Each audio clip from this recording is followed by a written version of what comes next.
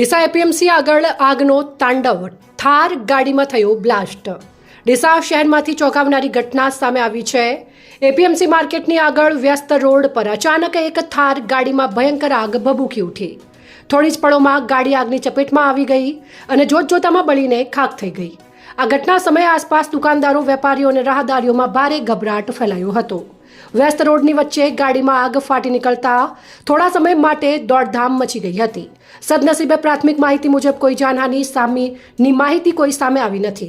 હાલ ગાડી કોની હતી અને આગ કેવી રીતે લાગી તે અંગે સત્તાવાર માહિતી સામે આવી નથી। પ્રાથમિક રીતે ગરમી, ટેકનિકલ ખામી અથવા શોર્ટ સર્કિટના કારણે આગ લાગી હોવાનું કારણ હોઈ શકે છે। આ ઘટના વાહન ચાલકો માટે મોટી ચેતવણી સમાન છે। ગરમીના દિવસોમાં વાહનની સર્વિસ, વાયરિંગ અને ઇંધણ લીકેજ જેવી બાબતોની સમયસર તપાસ કરાવવી જરૂરી છે। આ ઘટના સમી સાંજે બની છે।